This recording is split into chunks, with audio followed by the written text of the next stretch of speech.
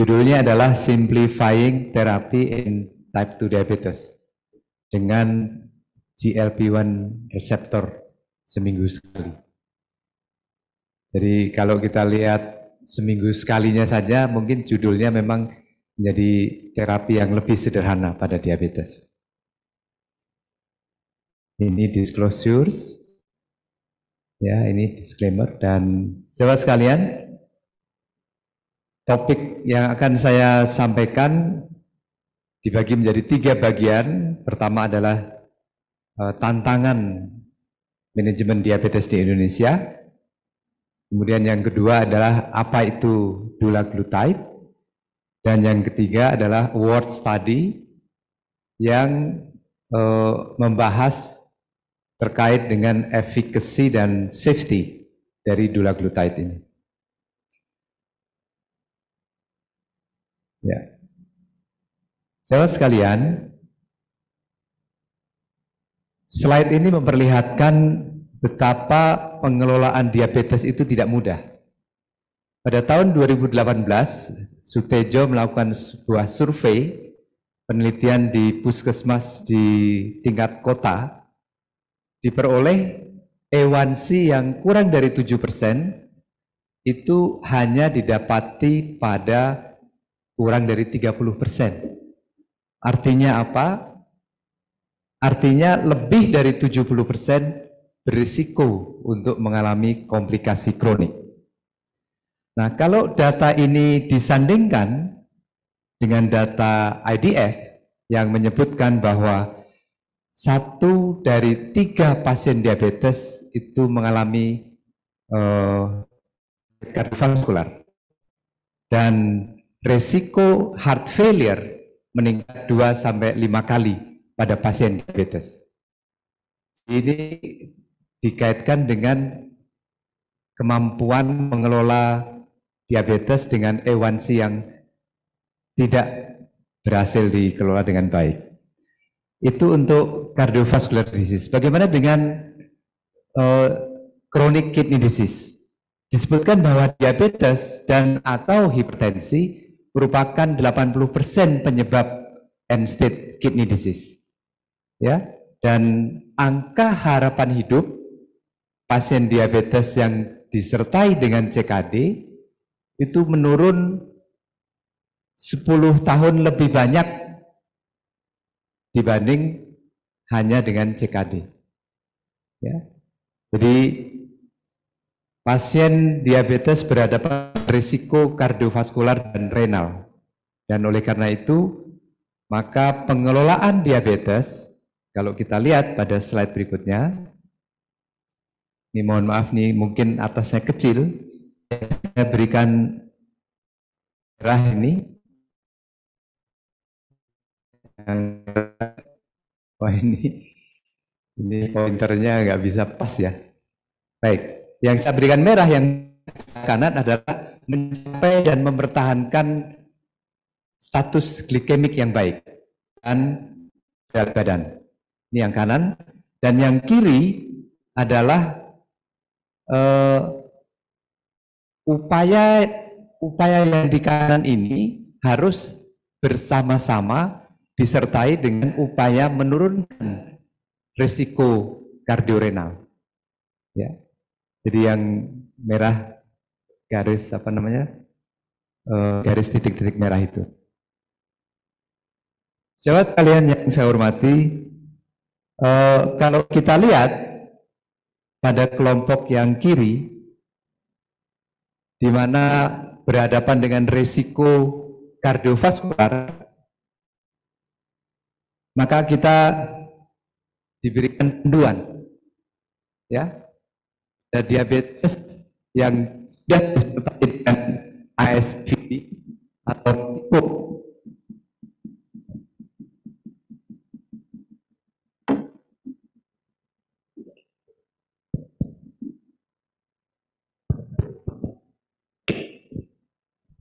Ya, jadi panduannya adalah pasien diabetes yang memiliki atau mengalami ASCVD atau memiliki indikator untuk high risk kardiovaskular, maka pilihannya adalah GLP-1 reseptor agonis yang telah memperoleh atau mempunyai bukti CVD benefit atau SGLT2 inhibitor dengan juga proven CVD benefit.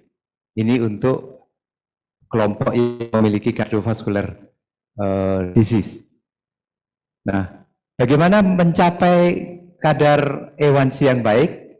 Ini diberikan pilihan dari kemampuan yang sangat tinggi menurunkan A1C hingga yang tinggi, ini pilihan-pilihannya. Jadi ADA dan EASD membuat rekomendasi untuk membantu para dokter mengelola diabetes dengan lebih baik.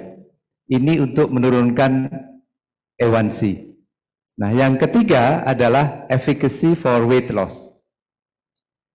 Ini juga diberikan beberapa pilihan, ada very high dan high dan intermediate, dan juga yang terakhir adalah netral.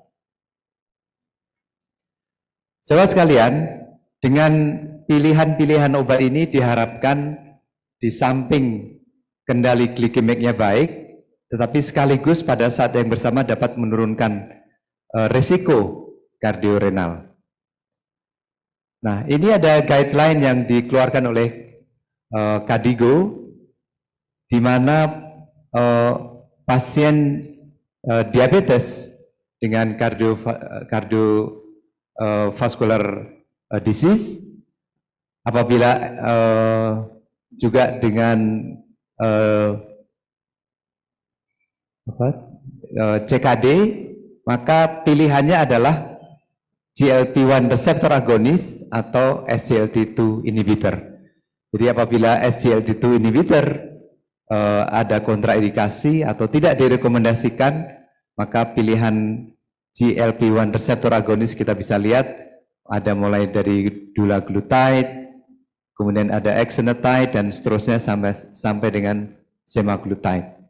Dan ini ada penjelasan tentang bagaimana pada pasien CKD adjustment-nya. Ini kita bisa lihat pada layar. Sahabat sekalian,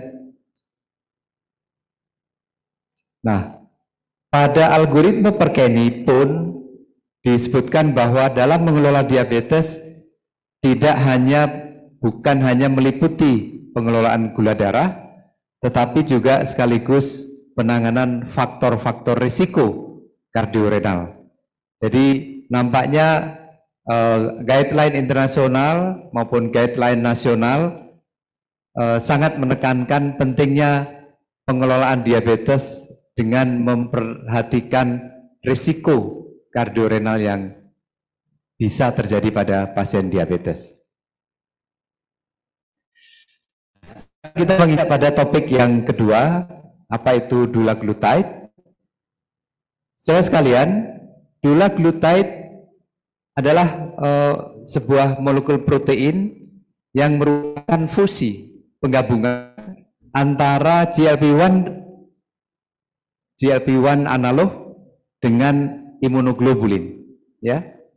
Jadi kita bisa lihat di sini yang hijau ini adalah GLP-1 analog dihubungkan dengan Fc domain dari imunoglobulin 4 oleh penghubung, ya, linker. Dan ini tentu ada maksudnya. Kalau kita lihat berikutnya, dulaglutide ini terjadi substitusi asam amino dari GLP-1 human GLP-1 pada rantai asam amino nomor 8, ya. Kita lihat bisa di layar dengan mengganti alanin dengan glisin. Dan substitusi alanin dengan glisin ini akan menyebabkan atau akan menjadikan molekul itu resisten terhadap degradasi DPP-4, ya, sehingga diharapkan lebih memanjang aktivitas. Jadi dulaglutide has extended activity, jadi memiliki aktivitas yang lebih panjang.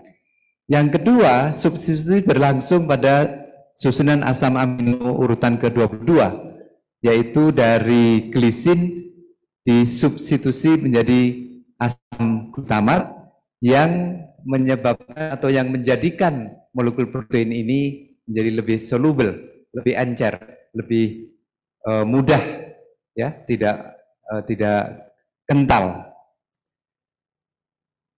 Nah, yang ketiga, jadi gabungan antara GLP-1 analog dengan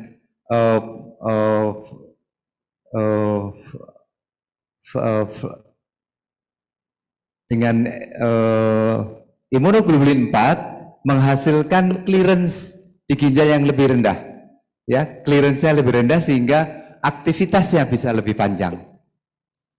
Ini adalah dulaglutide keterangan yang kedua.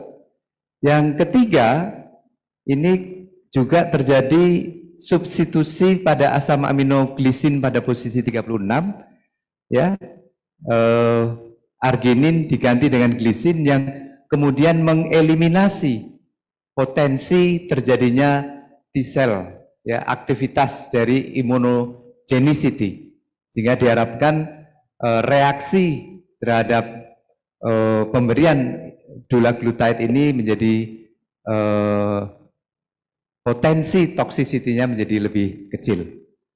Sahabat sekalian, nah, kalau kita gabungkan dari beberapa keterangan tadi, dikatakan bahwa dulaglutide memiliki komponen protein yang resisten terhadap degradasi DPP-4, kemudian extended plasma half-life-nya lebih panjang, kemudian minimal renal clearance sehingga aktivitas bisa digunakan dalam seminggu sekali, ya, karena clearance-nya rendah, maka lama beredarnya, lama bersirkulasinya lebih panjang, dan low immunogenic potential. Jadi potensi untuk terjadinya reaksi imunologis lebih kecil. Dan dengan demikian, injeksi karena solubility-nya tadi, maka tidak perlu dilakukan dikocok, ya, supaya encer, supaya dikocok. Ini tidak diperlukan seperti itu. Sahabat sekalian, itulah tadi apa yang dimaksud dengan dulaglutide. Nah, bagian ketiga adalah memperlihatkan trial yang disebut dengan award yang memberikan gambaran efficacy dan safety dari dulaglutide. Nah, award study merupakan trial multicenter double blind dilakukan pada populasi diabetes yang belum mencapai target A1C. Jadi A1C-nya 7 sampai dengan 9,5, yang kemudian diberikan atau dibandingkan antara dulaglutide dengan zat aktif lainnya. Nanti akan kita lihat award 1 sampai dengan 10, dan dengan primary targetnya adalah A1C, penurunan A1C dan bagaimana terhadap berat badannya. Nah, sahabat sekalian, ini ada award study mulai dari 1 hingga 10, ya. Kalau kita lihat, saya tidak akan bacakan seluruhnya, ya. Award 3 katakanlah, itu membandingkan yang paling awal, paling kiri, membandingkan dulaglutide dengan metformin monoterapi. Kita lihat. Kemudian award 6 membandingkan dula dengan lira dan metformin. Jadi seluruh populasi yang diteliti telah memperoleh metformin, kemudian sebagian dengan lira dan sebagian dengan dulaglutide. Demikian seterusnya hingga award yang ke-7, ya. Jadi award yang ke-7 ini membandingkan dulaglutide dengan insulin glargin yang sudah masing-masing diberikan insulin lispro. Jadi on top of insulin rispro kemudian diberikan dulaglutide, dan yang kelompok yang komparatornya diberikan insulin glargin. Nah, sahabat sekalian, kalau kita lihat dari 10 studi award ini, maka kita bisa perhatikan ya, yang pertama pada kelompok metformin, dulaglutide baik yang memiliki superiority ya dibanding dengan metformin. Kemudian berikutnya kalau kita lihat yang biru ini semua memperlihatkan keunggulan dalam hal menurunkan A1C dibanding dengan komparatornya. Nah, kalau kita lihat secara keseluruhan, maka A1C yang diturunkan dengan dulaglutide 1,5 mg itu berhasil menurunkan antara 1,8 hingga 1,64% ya dibanding dengan komparatornya ya. Ada yang superior dan juga ada yang non inferior. Ya, kalau kita lihat yang superior mulai dari yang dengan metformin, kemudian yang superior dibandingkan dengan sitagliptin, yang superior juga dibandingkan dengan placebo, apalagi dengan placebo ya. Juga yang superior dibandingkan dengan exenatide PID dan seterusnya. Sementara yang non inferior kita bisa lihat pada poin B ini dibandingkan dengan insulin glargin yang sudah memperoleh insulin lispro pada dua kelompok tersebut. Jadi saudara sekalian, dalam hal efficacy, dulaglutide memperlihatkan hasil yang baik ya. Nah, bagaimana dengan safety?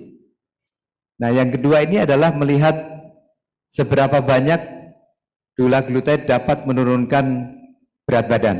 Kalau kita lihat mulai dari award 3 hingga award 1, 2 dan seterusnya ya, ini banyak sekali, maka semua memperlihatkan penurunan berat badan yang juga baik ya dibanding dengan komparatornya. Nah, ini kalau kita lihat, ini ada award 5 membandingkan dula dengan sitagliptin. Kita lihat bahwa sampai dengan minggu ke 104, jadi kalau tadi gambar yang 2 slide sebelumnya adalah sampai dengan 54 minggu, ini diteruskan sampai dengan 104 minggu. Dan ini memperlihatkan konsisten dapat mencapai penurunan A1C yang superior dibanding dengan sitagliptin. Nah, pada award 10 ini kita lihat di sini baik A1C maupun berat badan signifikan menurun ya. Kita bisa lihat pada gambar yang sebelah kanan atas ini. Dan yang ketiga, ada 6, ini dibandingkan dulaglutide dengan liraglutide, ini juga dula non-inferior terhadap liraglutide, ya, dengan safety dan tolerability yang baik. Sahabat sekalian, pada award 7 ini dilakukan pada pasien diabetes dengan chronic kidney disease stage 3 dan 4. Dan kalau kita lihat hasilnya, ya, ini hasil penurunan A1C-nya similar, kurang lebih sama, tetapi dalam hal menurunkan berat badan, ya, dalam hal menurunkan berat badan, kita bisa lihat dulaglutide lebih superior dibanding insulin glargin. Ya. Kita bisa lihat body weight, dan dalam hal simptomatik hypoglycemia, maka kita bisa lihat bahwa insiden hipoglikemia juga lebih rendah pada kelompok dulaglutide dibandingkan dengan insulin glargin. Nah, masih pada studi Award 7, ya, kalau kita lihat studi Award 7, penurunan IGFR-nya, ya, penurunan IGFR-nya lebih rendah pada penggunaan pada kelompok dulaglutide dibanding dengan insulin glargin. Ya, kita bisa lihat gambar warna biru dan kuning itu memperlihatkan dulaglutide 0,75 dan 1,5, sementara pada gambar yang hitam, garis hitam itu adalah insulin glargin, di mana penurunan IGFR-nya lebih besar dibanding pada insulin dulaglutide. Nah, ini kalau dibandingkan pada kelompok yang memiliki makroalbuminuria. Jadi makin tinggi makroalbuminuria, artinya apabila ada yes makroalbuminuria, maka kita bisa lihat bahwa perbedaan penurunan dengan dulaglutide dibanding dengan insulin glargin, maka kita bisa bandingkan penurunan dengan dulaglutide lebih kecil dibanding dengan insulin glargin. Nah, pada kelompok yang tidak memiliki makroalbuminuria, perbedaan penurunan jadi lebih kecil. Ya, ini pada studi Award China 1, ini kita tahu Award 1 sampai 10 dilakukan pada populasi di lebih banyak ke Eropa.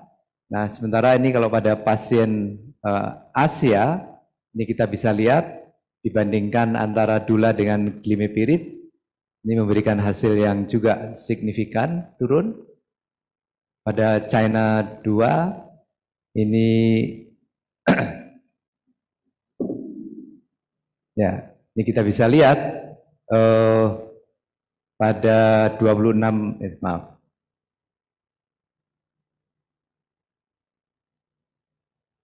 Ya. Ini pada 26 minggu ini juga sudah menurun dibanding dengan insulin glargin, ya. Baik dengan insulin glimepiride maupun insulin glargin, dulaglutide memiliki potensi yang lebih besar.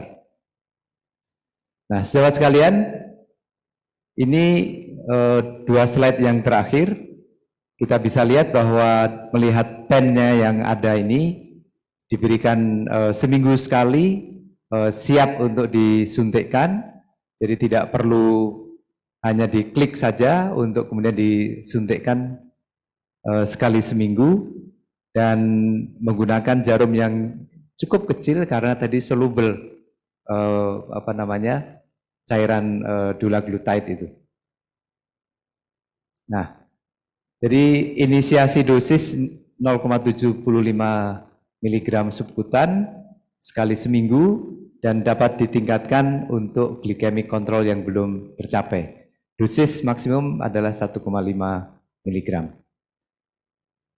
Ini adalah rekomendasi penggunaannya seminggu sekali. Apabila kita sudah menetapkan hari Senin misalnya, maka diberikan kemudian hari Senin yang akan datang. Apabila hari Senin itu kita terlupa, maka masih dapat diberikan asal dalam 3 hari, ya, 72 jam. Masih bisa diberikan sampai hari Selasa, Rabu, dan Kamis. Apabila Jumat baru ingat, maka terusnya tidak diberikan, kembali ke jadwal semula hari Senin. Sahabat sekalian, jadi dari presentasi yang saya sampaikan, jadi dulaglutide memiliki efikasi yang dapat diandalkan dan safe dan tolerability-nya yang baik. Karena sekali seminggu kemudian mudah, maka ini bisa menjadi pilihan pasien yang atau Bagian yang keempat ini CVOT akan dibawakan oleh Dr. Marta. Saudara sekalian, dari summary yang dapat saya sampaikan adalah bahwa kontrol glikemik yang buruk merupakan tantangan yang masih tantangan di Indonesia. Lebih dari 70% pasien tidak mencapai target glikemik. Ya. Oleh karena itu, banyak pasien diabetes disertai dengan komorbiditas dan komplikasi, ya, ada infark, heart failure, kidney disease, dan lain-lain. Dan dengan adanya GLP-1 reseptor agonis ini, kita tahu tadi menurunkan A1C, menurunkan weight loss, risiko hipo yang kecil, dan menurunkan risiko kardiovaskular dan renal. Ya, jadi dulaglutide ada non-inferior, superior pada beberapa bagian. Kemudian dulaglutide berhubungan dengan penurunan eGFR yang lebih kecil dan penurunan makroalbuminuria dibanding dengan insulin glargin. Dan yang terakhir, pengobatan dengan dulaglutide menghasilkan glycemic control yang efektif dan dapat dipertahankan untuk jangka yang panjang. Demikian dapat saya sampaikan. Terima kasih atas perhatian sahabat sekalian. Saya akhiri, wassalamualaikum warahmatullahi wabarakatuh. Terima kasih juga kepada Prof. Imam yang sudah menyampaikan materi pertama yang akan menjadi pembuka dan juga pelengkap mungkin nanti diskusi kita di akhir. Jadi saya hari ini diberikan tugas untuk menyampaikan materi mengenai Beyond Glycemic Control, mengenai cardiovascular outcome benefit of once weekly GLP-1 receptor agonist in type 2 diabetes. Jadi tadi Prof. Imam sudah menjelaskan salah satu GLP-1 receptor agonis yang bisa digunakan once weekly, jadi simplifying use of drugs dengan yaitu dulaglutide. Nah, sekarang kita akan fokus membahas mengenai cardiovascular benefit. Ini adalah disclosure saya. Kemudian mengapa kita selalu membicarakan mengaitkan diabetes mellitus itu dengan cardiovascular disease atau cardiovascular risk. Jadi seperti yang kita sudah ketahui bahwa diabetes mellitus sendiri itu adalah sebenarnya sudah ekuivalen merupakan faktor resiko dari ASCVD. Kemudian dari seluruh pasien diabetes mellitus, sepertiganya biasanya sudah ditemukan adanya makroangiopati atau komplikasi makrovaskular. Jadi kita bisa lihat di data di sini 20% itu sudah memiliki coronary artery disease, kemudian 10% mengalami episode myocard infarct dan sekitar hampir 8% mengalami stroke. Kemudian pada pasien-pasien yang belum mengalami ASCVD tersebut, resikonya jauh lebih meningkat dibandingkan pasien-pasien yang tidak ada diabetes.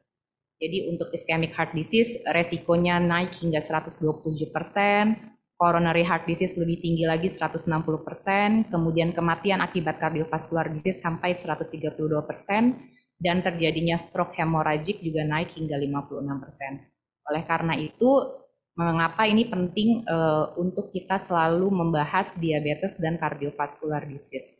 Sebenarnya cardiocerebrovascular disease karena ada faktor cerebronya juga.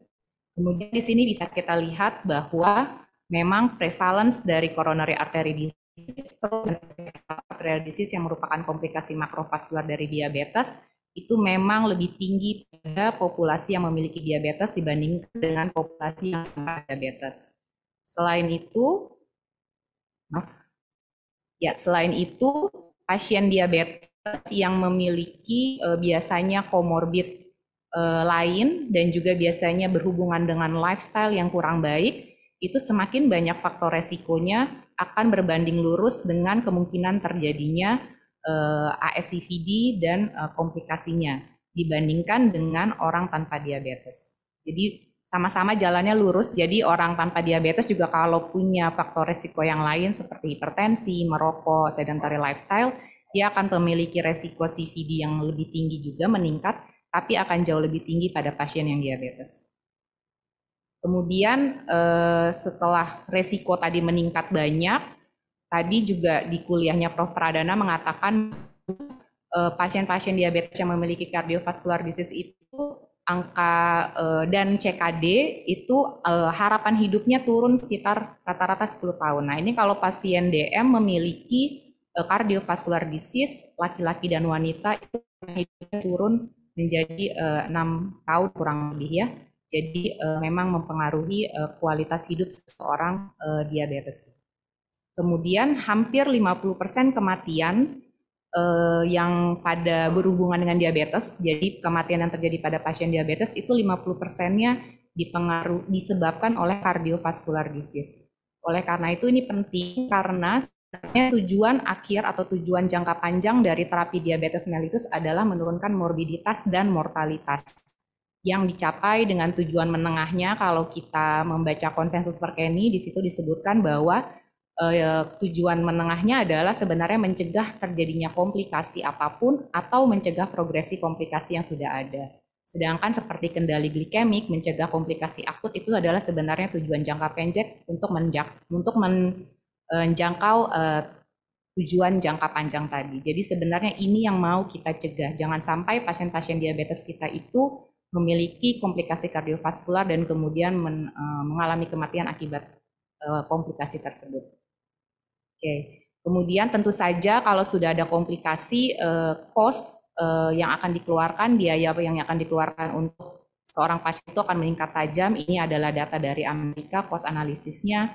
Mungkin di kita juga sebenarnya sudah ada, tapi belum ada publikasi besarnya. Jadi kalau sudah ada angina saja naik 60% pengeluaran kesehatannya. Kalau sudah ada coronary heart disease tentu saja akan lebih tinggi karena bisa kita bayangkan pasiennya akan membutuhkan PCI atau sampai CABG. Nah, kemudian solusinya apa? Jadi ada obat yang kadang dibilang baru tapi sebenarnya sudah relatif lama juga, yaitu ya ini GLP-1 receptor agonist yang memiliki ternyata efek beyond glycemic control. Jadi ternyata memiliki cardiovascular benefit sehingga memiliki efek yang baik terhadap kardio dan vaskular. Jadi ada cardiovascular protective mechanism-nya. Ini yang akan kita bahas lebih lanjut. Mungkin saya akan mundur sedikit para rekan sejawat. Jadi mungkin sering mendengar atau mungkin ada juga bisa saja ada yang baru pertama kali mendengar apa itu CVOT. Jadi CVOT itu adalah cardiovascular outcome trial. Jadi sejak tahun 2008 FDA Amerika itu memandatkan seluruh farmasi yang akan mendevelop obat anti diabetes itu untuk memenuhi syarat agar bahwa pada penelitiannya itu dia tidak meningkatkan hazard ratio terjadinya CV disease itu melebihi 1,8 ini. Karena pada saat itu ada concern terhadap satu jenis obat yang ternyata dari hasil observasinya setelah dia dipasarkan dan digunakan meningkatkan resiko kardiovaskular. Seperti itu. Jadi karena itu sejak tahun 2008 ini obat baru diabetes itu menjalani namanya jadi CV trial, CVOT. Oke, jadi ini adalah gambaran ringkasnya saja bahwa jadi sampai mulai dari 2013 studi-studi yang sudah saya dilakukan sampai 2020 ini banyak sekali, terutama obat-obat yang baru memang di DPP-4 inhibitor, GLP-1 reseptor agonis, kemudian SGLT2 inhibitor, dan obat lama seperti insulin, TZD juga ada studinya. Nah, dari berbagai CVOT yang sudah dilakukan, yang sudah melaporkan hasilnya, ternyata memang beberapa itu menunjukkan bahwa memiliki cardiovascular benefit, jadi memiliki cardiovascular protective effect. Ada dua golongan yang sudah dianggap standard care untuk memiliki CV benefit ini, yaitu GLP-1 receptor agonist dan SGLT2 inhibitor.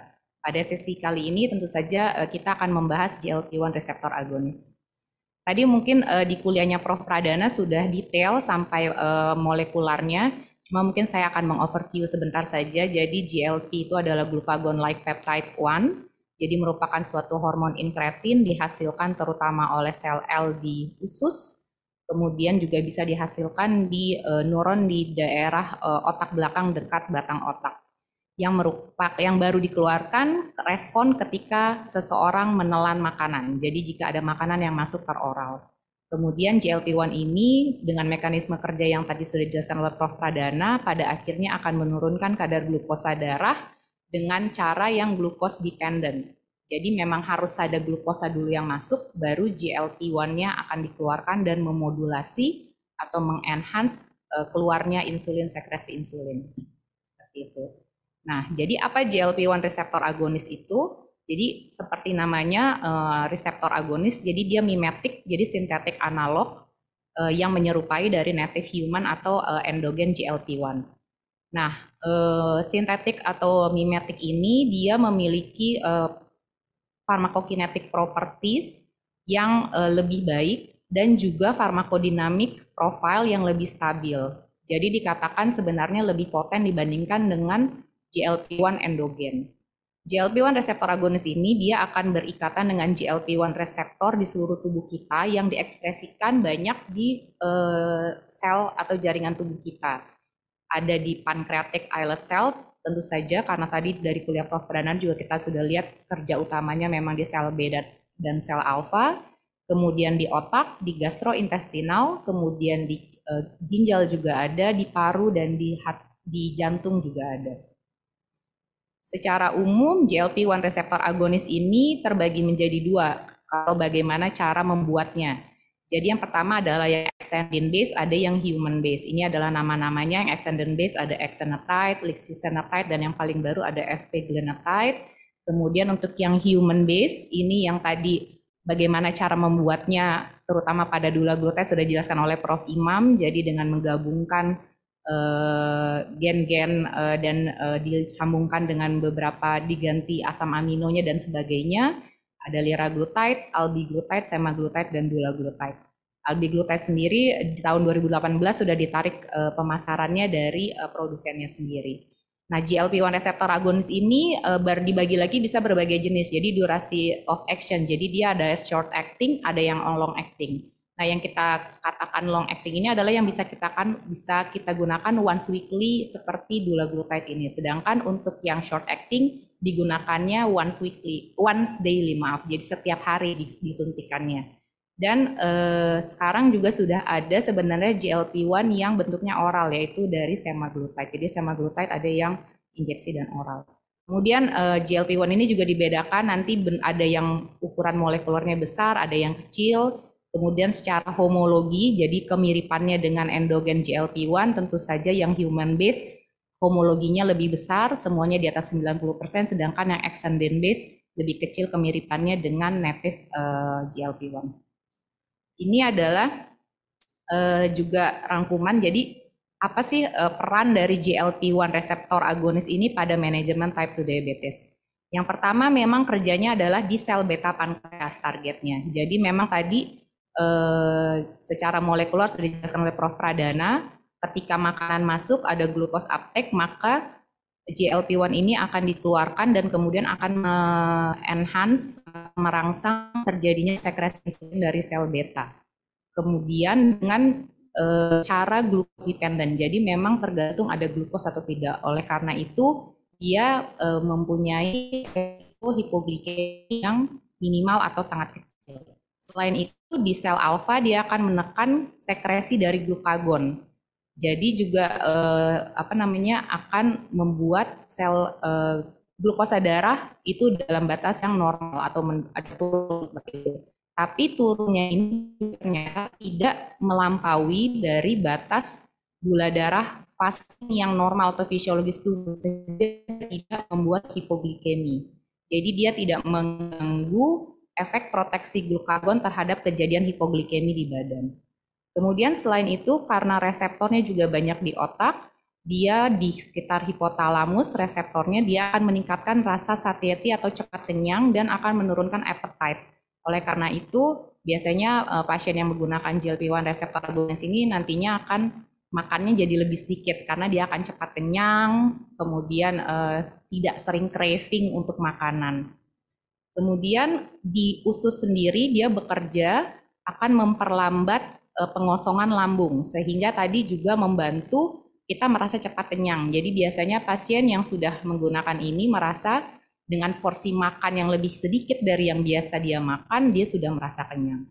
Nah, dengan metode cara pathway seperti ini yang menurunkan asupan makanan, pada akhirnya dia akan mempromot weight loss. Nah, weight loss sendiri ini sudah kita ketahui bahwa dengan adanya weight loss yang biasanya juga akan diikuti dengan adanya penurunan fat, terutama visceral fat, dia akan meningkatkan insulin uptake di peripheral tissue, sehingga sebenarnya memperbaiki profil resistensi insulin.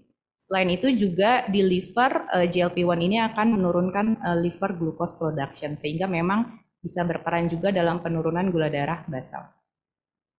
Nah, kemudian bagaimana sih sebenarnya kenapa akhirnya sudah ditemukan CVOT hasilnya CV benefit, tapi kemudian apa yang menyebabkan GLP-1 ini bisa memodify dari CV outcomes? Jadi awalnya memang diperkirakan adalah sebenarnya efek tidak langsung dari penurunan A1C yang sudah dijelaskan oleh Prof. Imam, yang sudah dibuktikan dengan penelitian award 1 sampai 7 ya Prof. Tadi banyak bahwa memang profil HbA1c-nya pasien bisa lebih baik. Kemudian ada promote dari weight loss, dan kemudian juga dari beberapa penelitian secondary outcome-nya memperlihatkan bahwa GLP-1 itu juga bisa menurunkan tekanan darah. Sehingga dianggap tadi efek indirect dari ini sehingga CV risk-nya berkurang. Tapi kemudian dari penelitian-penelitian lanjutan didapatkan bahwa ternyata GLP-1 reseptor agonis ini juga memiliki efek langsung kepada endotelial pembuluh darah.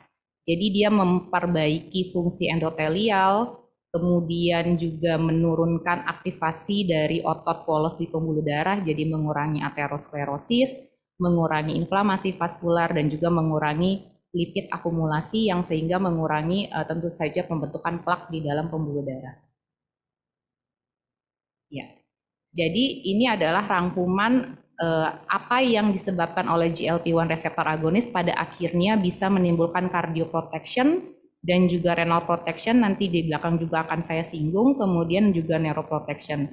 Di sini beberapa mekanisme di sini memang masih mekanisme yang masih terus diinvestigasi, tapi strongly suggested, jadi memang dicurigai memang ini penyebabnya. Jadi seperti misalnya karena reseptornya itu ada di jantung, jadi dianggap pada hewan coba itu dan beberapa penelitian kecil bahwa bisa memperbaiki uptake glukos di miokard, kemudian memperbaiki LVEF, kemudian memperbaiki kontraktilitas miokardial dan sebagainya. Kemudian untuk renal proteksi sendiri, dan juga ini sebenarnya berkaitan dengan kardioproteksi, juga ternyata bisa menginduce natriuresis dan diuresis. Oleh karena itu mungkin akan ada efeknya tadi penurunan tekanan darah. Kemudian juga dianggap neuroprotection karena tadi ada dari hasil-hasil studinya ternyata memang menurunkan angka kejadian stroke juga. Nah, kemudian akhirnya karena ada penurunan berat badan tentu saja akan memiliki efek metabolik lanjutan lainnya yang disebabkan oleh penurunan berat badan. Oleh karena itu, karena bukti-bukti yang sudah ada melalui American Diabetes Association, jadi ini sudah dimasukkan ke dalam standar medical care, merupakan tambahan on top of lifestyle modification dan metformin jika tidak ada kontraindikasi untuk digunakan pada pasien-pasien yang atau sudah ada HPL atau cek atau albumin ure, kemudian A1C yang masih di atas target, dan pasien membutuhkan penurunan berat badan. Jadi pada pasien-pasien yang obes. Oke. Jadi ini adalah rangkuman, ini suatu meta-analisis yang baru dipublish di tahun kemarin. Jadi ini yang kurang lebih paling update dan sudah merangkum seluruh CVOT dari GLP-1 reseptor agonis. Di sini bisa kita lihat, mungkin tidak bisa terlihat semuanya. Jadi bisa dilihat bahwa pertama 3-point MACE-nya, jadi major adverse cardiovascular event yang dimandatkan ada di CVOT itu adalah biasanya adalah cardiovascular death, kemudian terjadinya myocard infarct dan terjadinya stroke.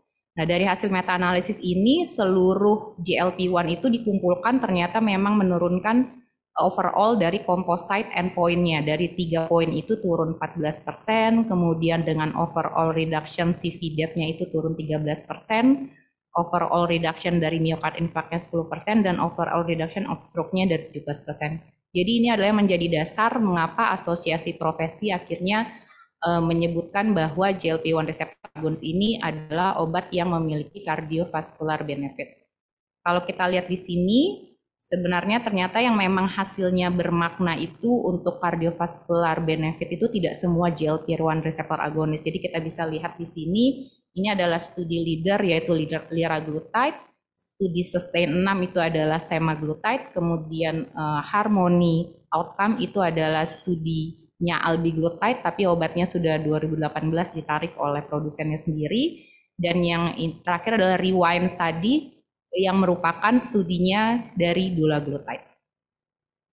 Oke, jadi ini adalah rangkuman beberapa studi dari GLP-1 receptor agonist. Kita hari ini akan membahas studi rewind. Jadi studi rewind ini dilakukan pada hampir 10.000 pasien. Jadi dibagi dua arm.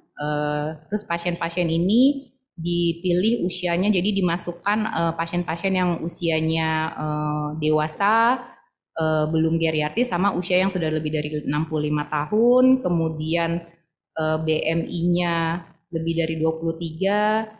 Jadi memang umurnya lebih dari 50 tahun, kemudian pasien-pasien yang sudah memiliki resiko kardiovaskular. Nah, kemudian dibagi dua arm, satu diberikan placebo, satu diberikan dulaglutide 1,5 mg. Jadi bisa kita lihat di sini bahwa dibandingkan dengan studi-studi GLP-1 reseptor agonis yang lain, studi rewind ini dia memasukkan baseline-nya itu pasien yang belum ada CV disease sebelumnya itu paling kecil, 31% bisa kita lihat. Kalau studi-studi yang lain jadi hampir 100% atau di atas 80% itu pasiennya memang sudah ada CV risk, karena mereka mau membuktikan studinya itu adalah non-inferior untuk tidak terjadinya next ASCVD. Kemudian sedangkan studi rewind ini dibuat dengan hipotesis bahwa memang dulaglutide ini adalah superior terhadap memiliki efek CV benefitnya. Kemudian untuk persebaran secara gender juga lebih merata, jadi dianggap lebih representatif terhadap real population. Kemudian median follow-up-nya adalah yang paling lama dibandingkan studi yang lain, jadi sampai 5,4 tahun mediannya. Kemudian HbA1c ratanya pada semua pasien baseline itu adalah 7,3. Kalau kita lihat relatif lebih rendah dibandingkan dengan rata-rata HbA1c studi-studi yang lain. Tapi kita lihat nanti bahwa tadi juga sudah Prof. Imam jelaskan bahwa ternyata walaupun dengan baseline HbA1c yang sudah rendah dan mendekati normal atau batas target kendali DM, ternyata masih bisa membuat penurunan HbA1c lebih lanjut. Kemudian juga penggunaan insulin baru digunakan sekitar 25% dari baseline. Nah, ini adalah hasil dari rewind study tadi. Jadi secara umum kalau 3-point MACE-nya, jadi composite-nya total dari 3 keluaran ini ternyata memang menunjukkan hasil yang baik. Jadi hazard ratio-nya 0,88, jadi menurunkan resiko 2% jadinya overall composite CVE. Tapi kalau kita breakdown memang ini terutamanya adalah yang paling bermakna adalah adanya menurunkannya non-fatal stroke. Sedangkan untuk non-fatal myocard infarct memang statistik kurang bermakna walaupun memang lebih Oke. Nah, bagaimana untuk efek HbA1c? Sebenarnya sudah lebih lengkap dijelaskan oleh Prof. Imam, tapi saya merangkum saja bahwa dari ini juga didapatkan penurunan HbA1c sekitar ratanya turun 0,6 dibandingkan dengan placebo. Jadi dari angka rata-rata 7,3 tadi ternyata masih bisa turun lagi 0,6, dan kalau misalnya pasiennya 7,3 ya berarti kalau kurang dari 0,6 sudah mencapai 6, sekian, dan sebenarnya berarti mencapai target kendali glikemik pasien DM. Selain itu juga tadi sudah dijelaskan Prof. Imam memiliki efek penurunan berat badan. Di sini autornya sendiri bilangnya modest effect of weight loss, akan tetapi tadi dari ADA sendiri memasukkannya sebenarnya sudah memiliki yang high effect benefit untuk weight loss. Oke, jadi ini adalah tadi review mengenai cardiovascular outcome trial dari dulaglutide melalui Rewind study.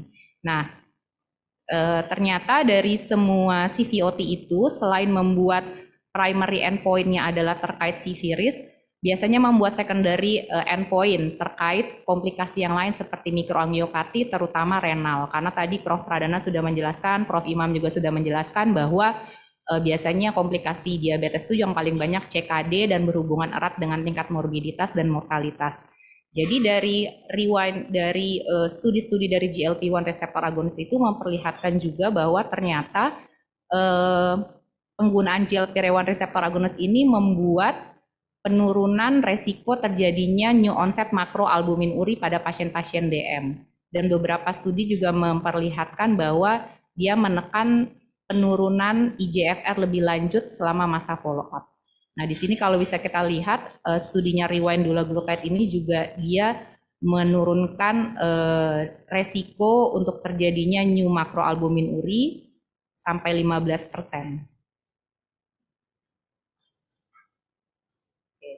Ya, jadi dulaglutide ini studi Rewind ini dia ada tiga endpoint. 3 poin untuk renal outcomes-nya. Jadi yang pertama adalah terjadinya onset new makroalbumin uri, yang kedua tidak ada penurunan IGFR pada pasien-pasien yang IGFR-nya 30% ke atas, dan yang ketiga adalah pasien outcome-nya membutuhkan renal replacement therapy. Secara overall memang memperlihatkan hasil yang baik, hazard ratio-nya 0,85 dengan confidence intervalnya tidak melewati 1 sehingga terjadi ada penurunan 15% resiko untuk terjadinya. Akan tetapi memang kalau dilakukan subgroup analisis ternyata memang secara umum itu disebabkan faktor mencegah onsetnya new makroalbumin uri.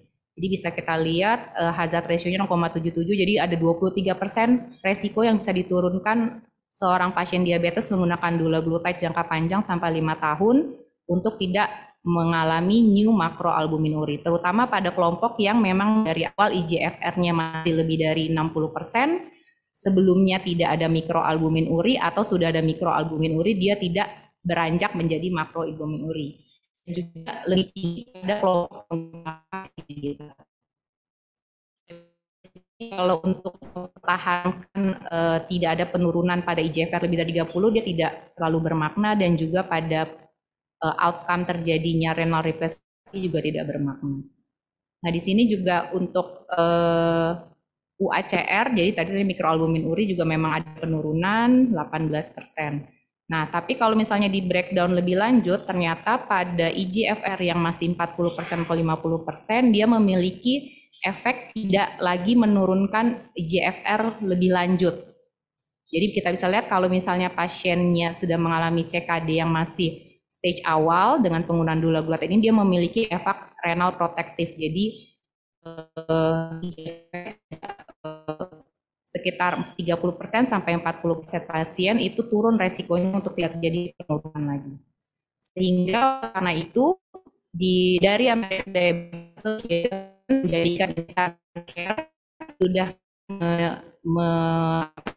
menyebutkannya bahwa pada ASCVD benefit GLP-1 reseptor agonis adalah obat yang bisa memiliki benefit pada ASCVD event.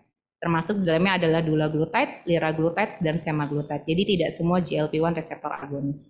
Kemudian untuk progresi dari diabetic kidney disease juga dianggap memiliki benefit sama dulaglutide, semaglutide, liraglutide, dan ini didapatkan memang dari secondary point dari hasil CVOT. Jadi sebagai rangkuman bahwa memang studi dari Rewind dulaglutide ini memang dibuat dari awal untuk memperlihatkan superioritas, jadi bukan non-inferior study. Kemudian karena sekitar 70% pasien baseline-nya itu adalah belum memiliki risk, sehingga dianggap ini juga bisa berperan sebagai primary prevention dari SCV. Sedangkan studi-studi sebelumnya itu 80-100% pasiennya sudah memiliki CV disease sebelumnya. Ini juga memiliki keunggulan follow up-nya lebih panjang paling panjang dibandingkan studi yang lain 5,4 tahun, dan juga memang terbukti menurunkan endpoint composite dari CV eventnya. Seperti itu, sehingga bisa diharapkan obat ini menjadi alternatif yang baik untuk pasien-pasien diabetes agar tidak terjadi CV disease dan pada akhirnya akan menurunkan angka morbiditas dan mortalitas, selain juga membuat tentu saja pertamanya glycemic controlnya terkendali seperti itu terlebih dahulu. Mungkin sekian presentasi dari saya, mohon maaf jika masih ada kesalahan. Assalamualaikum warahmatullahi wabarakatuh.